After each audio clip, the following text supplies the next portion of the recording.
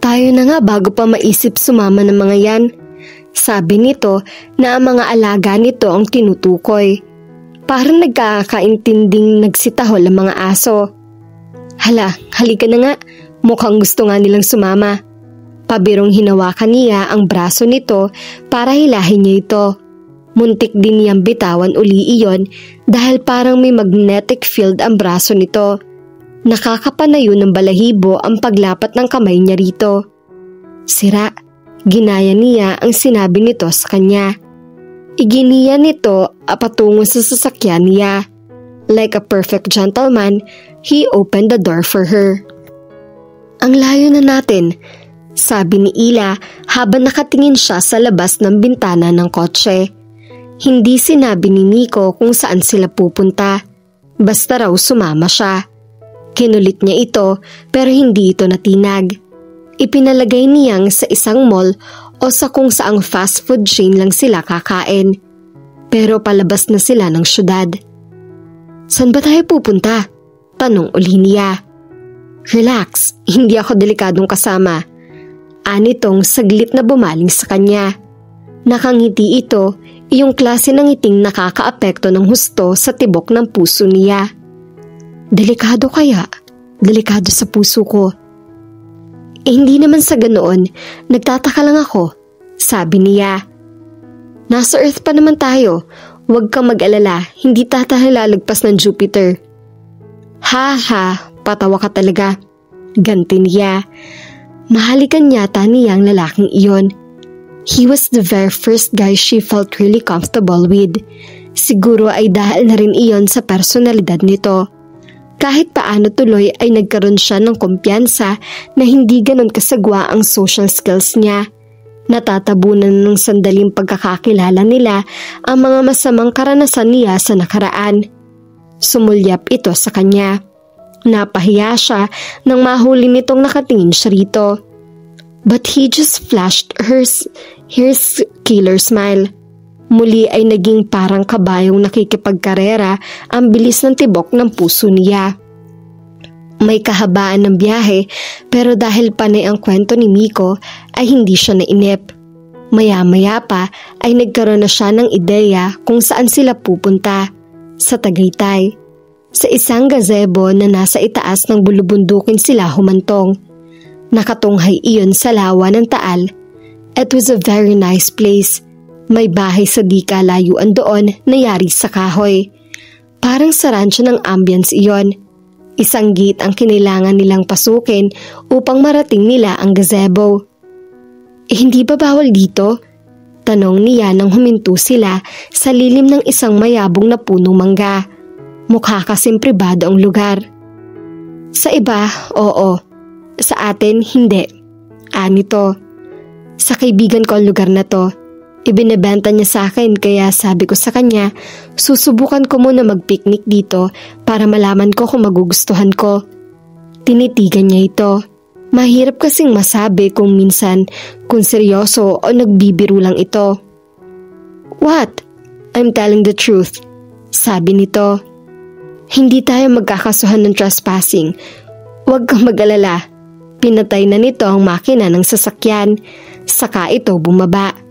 Mabilis na nakaligid ito at bago pa man niya mabuksan ang pinto niya ay pinagbukas na siya nito niyon. You might want to freshen up. Anito, nang tumango siya ay inalalayan siya nito palapit sa bahay. May dala akong susi na siyang ginamit nito sa pagbukas niyon. The house was nice. Akma ang disenyo niyon sa lugar. Malalaki ang bintana para mas makita ang magandang tanawin. May fireplace na maaaring sindihan kapag malamig masyado ang gabi. May mga matatabang throw pillows na nakalatag sa carpet na tila nag-iimbitang upuan. Tumuloy siya sa banyo. Naghilamo siya, saka naglagay uli ng powder at lipstick. Nang mapatingin siya sa salamin ay napansin niyang medyo nabawasan ang kagustuhan niyang basagin iyon. Hindi iyon kagaya ng dati na kapag nakikita niya ang refleksyon niya ay panghampas na agad ng salamin ang gusto niyang hagilapin. Nagsuklay siya at pagkatapos mag-spray ng pabango, lumabas na siya. Wala si Miko kaya naglakad-lakad muna siya sa first floor. It was a great place. Maganda ang ambience, parang nakakapagpalagay ng puso at isip. Naligaw ka na ba? Napapitlag siya nang marinig niyang magsalita si Miko. Nang balingan niya ito ay nakita niyang nakangiti ito. Wanna go out now? Yaya nito. It's a nice day. Tumango siya at sumama na siya rito. Sa gazebo siya dinala nito. Sa mesang naroroon ay nakita niyang nakahain ng mga pagkain. Sa di kalayuan ay may namataan siyang picnic basket. Mukhang pinagdahandaan nito ang lakad nilang iyon. Cold cuts, sandwiches, canned drinks at mga prutas na hiniwa na ang nakalagay sa ibabaw ng mesa. May salad din, chicken at fruit. Pinagpagaan nito ang espasyo sa bangkong yari sa kawayan at doon siya pinaupo. Tumabi ito sa kanya pero malaki naman ang distansya sa pagitan nila. Napakapresko ng simoy ng hangin, napakaganda ng tanawin, masarap ang pagkain at nakakakilig kasama ang lalaking nasa tabi niya. Napaka-perpekto ng sandaling iyon para sa kanya. Sinilbihan siya nito ng pagkain. Ipinagbukas din siya nito ng inumin. Nakakapanibago ng husto para sa kanya ang ganoong tagpo. Sa mga nakaraang paglabas niya kasama ang ibang mga lalaki, parang maninagas na siya sa tensyon kapag nakakasiralinan na sila ng ganoon. Natataranta siya sa pag-iisip ng sasabihin at madalas kung ano-anong walang katuturang bagay ang lumalabas mula sa bibig niya. Dahil natetensyon na siya ng husto sa katahimikan. Pero hindi sa pagkakataong iyon. Medyo tensyonado pa rin siya pero hindi katulad ng dati.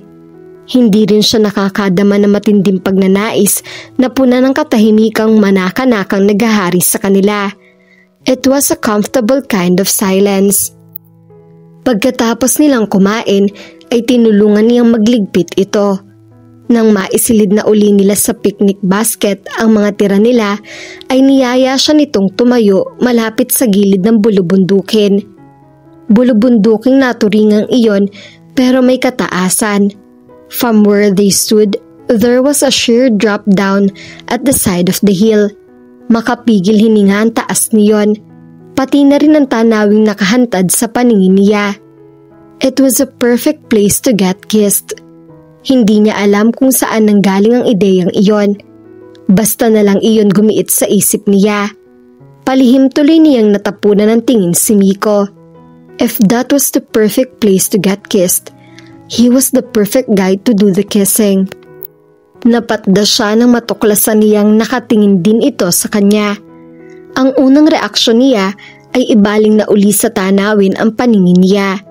Pero animo na magneto ang mga mata niya rito dahil hindi niya maalis-alis ang mga iyon.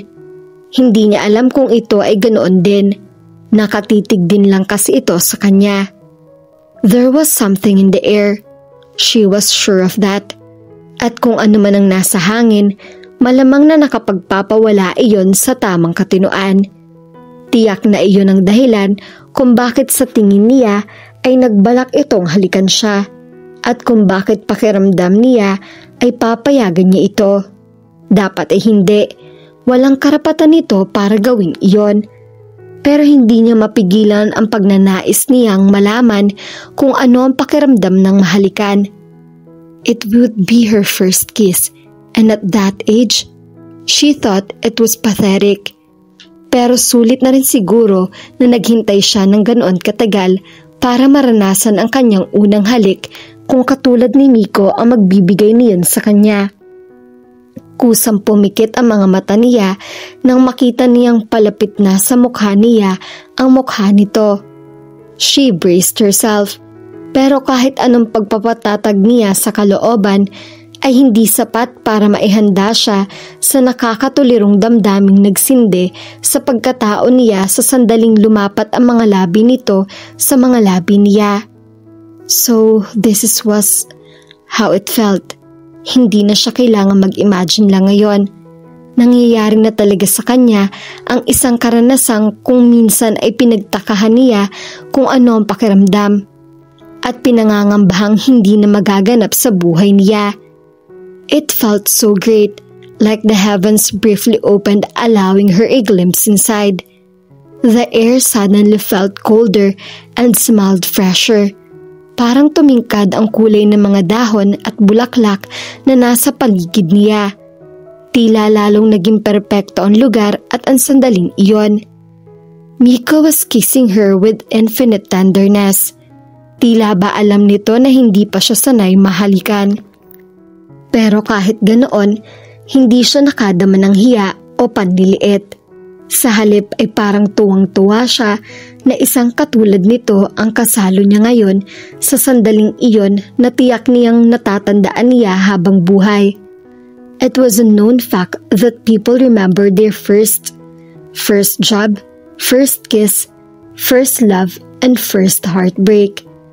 Unang halik niya iyon, kaya kahit ano pa ang landas na tahakin ng buhay niya magmula sa sandaling iyon, sigurado niyang maaalala niya ang pagkakataong iyon. Ikinulong nito sa mga kamay nito ang mukha niya. Ang banayad na paghalik nito ay lumalim ng kaunti. Dapat yata siya matatarang, mainsulto o mabastusan. Hindi ba masyado makapal ang mukha nito?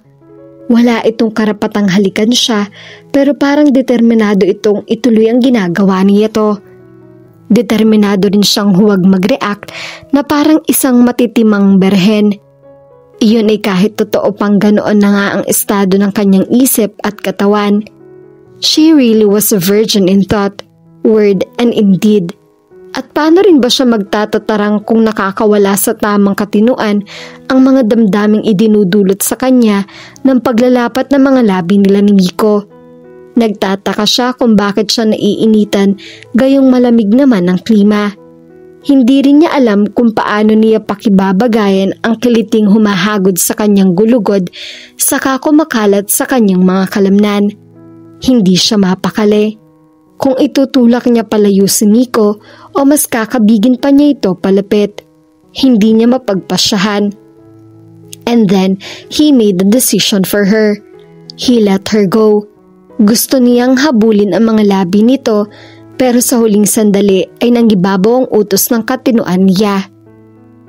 Miko couldn't let Ila go fast enough.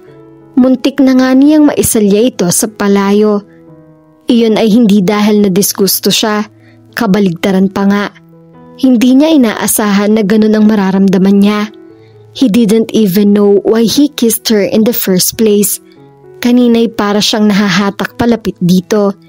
Dapat siguro ay nilabanan niya ang udyok na iyon, pero hindi niya nagawa. Masyadong malakas iyon at bigla ay parang nawawala siya sa katinuan, kaya kulang ang determinasyon niya. And when his lips touched hers, whatever determination was left inside him fled completely. Sanay na siyang humalik ng babae. Hindi bago ang karanasang iyon sa kanya. Kaya nagulat siya kung bakit ganun ang nararamdaman niya sa paghalik niya kay Ila. Parang bigla siyang ibinalik sa kanyang kabataan. Doon sa panahong natikman niya ang kanyang unang halik. If he remembered correctly, he felt the exact kind of thrill back then, at parang naroon ang kasabikan niyang palalimin pa lamang lalo ang paghalik niya rito. The urge was so great he had to push her away so he wouldn't act on it. Ano ba kasing ginagawa niya? He was taking things too far. Bago rin siya mahimok na sunduin ang kanyang udyok ng damdamin na silin ang mga tuluyan nito, naglaro sa diwa niya si Irene. A jolt of guilt shot through him. Katumbas siguro niyon ang pag-untog ng ulo niya sa pader. Pareho ang epekto niyon. Natauhan siya. At muntik na nga tuloy niyang maitulak palayo si Ila. Asam lang niyang hindi nito nahalata iyon. Gusto kong humingi ng No need. Mabilis na sabad nito. Please, huwag na natin pag-usapan yon. Sabihin na lang natin na pareho tayong inatake ng temporary insanity. That could explain it. Nangingiting saad niya. I-enjoy na lang natin ang view. Mungkahin nito. Tumango siya. Sa kanila itinuon na lang ang pansin nila sa tanawin. Kanina pa nakatitig si Ila sa refleksyon niya sa salamin. May nag-iba ba? Pinipilit niyang anigin niyon kahit malaki ang duda niyang wala namang talaga.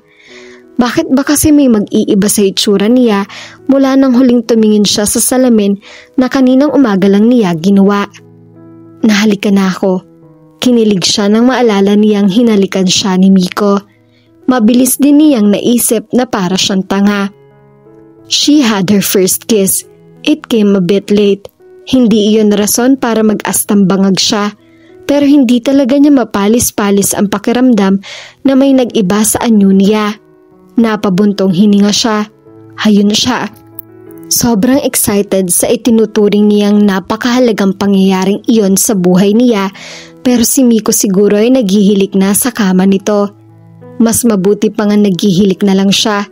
Mas masagwa kasi sa pakiramdam ang mag-imagine na may kasalo ito sa kama. Mukha ni Grace ang naglalaro sa isip niya. Ipinilig niya ang kanyang ulo. Nahihibang na nga yata siya para ganun ang maramdaman niya.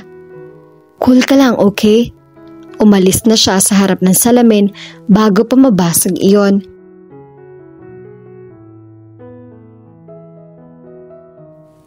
At dito na po nagtatapos ang ating kwento. Sabay-sabay po nating abangan ang susunod na kabanata. Maraming salamat po. God bless and stay safe.